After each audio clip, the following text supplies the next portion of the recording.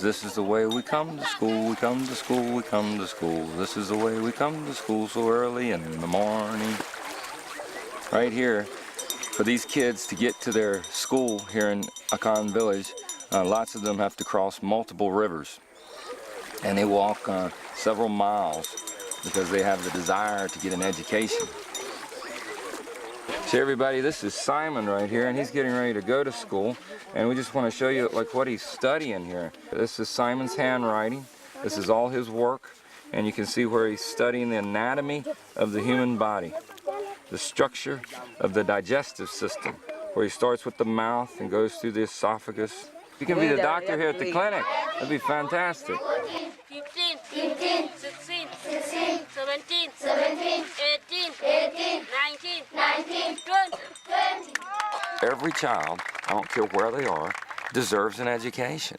Every adult, if they choose and they want it, deserves an education, deserves to at least to learn to be able to read and write. You don't know how to read, you don't know how to write, you don't even listen to their focus. Then how will you know their problems? And even you cannot share your problem, there is no way that you can express your problem to be known by other part of the world without being educated. The government has opened opportunity for 25% of seats that is available for women to fill.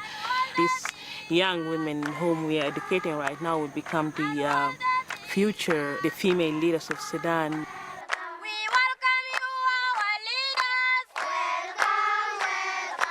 When I first walked on the school, you're greeted by songs and clapping before you even get to the school. You know you're approaching the school because you can hear the sounds of the kids singing. I didn't expect to see as many girls as I did see, and also just the smiling faces, and everybody just seemed to be really happy.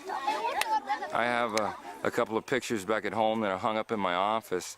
One of them is a picture of children gathering underneath a babao tree like this, with the chalkboard nailed to the tree, and that was one of the pictures that really inspired Christiev and I that we needed to help these children out.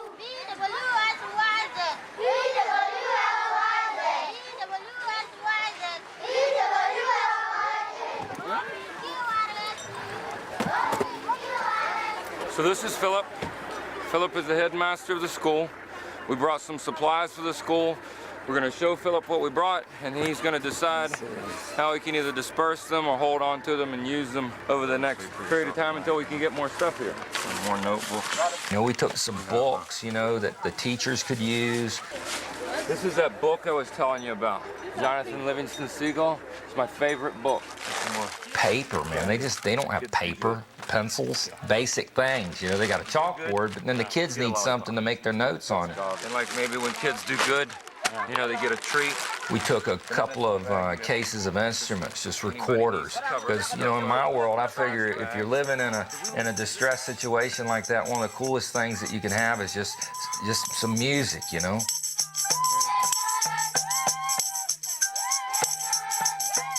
People all over the world want to learn. They're like sponges. They want to learn everything they can learn. You can give a guy 3 books, and it might be more than he's ever seen in his life. We were out in the middle of nowhere, and a guy had a computer he wanted to run, and he wanted to get it hooked up to a solar system. He just couldn't figure out why, because he couldn't get on the internet, he couldn't do anything. He's out in really nowhere. And he brought out this box of CDs, and he said, I have 20,000 books in this box. I have 14 books in my school for 8 grades. That's why I want this computer. And it's right here. My name is Big Kenny. Big Kenny. Big Kenny. Big Kenny. I'm going to learn your language, or one of your languages, and we're going to sing this song in Dinka. Okay. I learned a little Dinka as soon as I got here. I learned how to sing a melody that I put together for the song Love Everybody. And we've done 2 music classes in the school where we taught them the song in Dinka and then taught them the song in English. My first words in Dinka. And that would be Love Everybody. Love everybody. Which is what that says right there. Okay.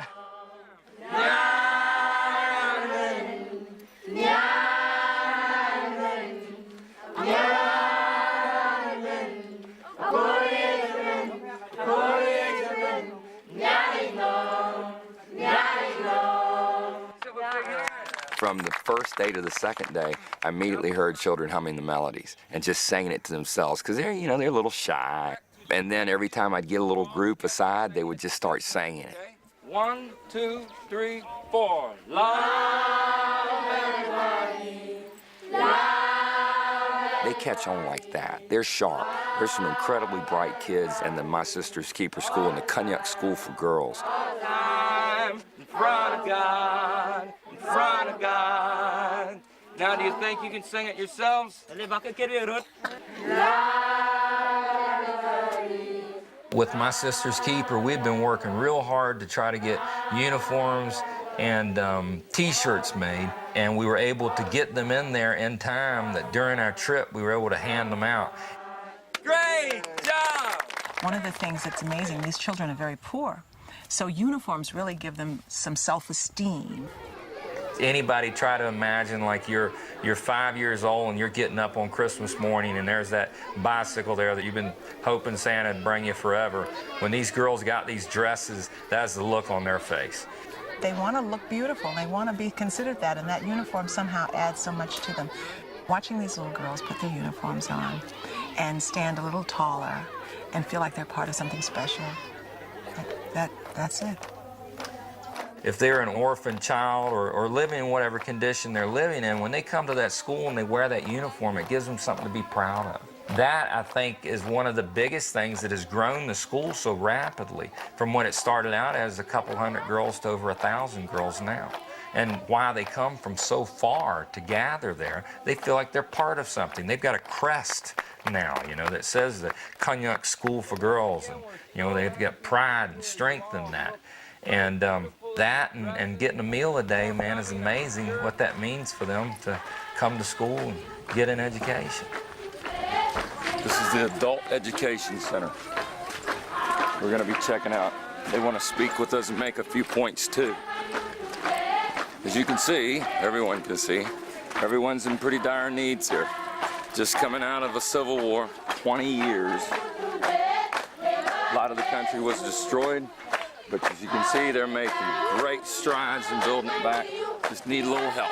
Just need a little help. I was really impressed by the teachers that had made such a commitment at the school. One of the things I found out after we were there is that the teachers, because of the problems between the North and the South, there's a dozen teachers there at the school that, had been working for free for months and months and months. We were able to pay them all for the next year and at least keep them going.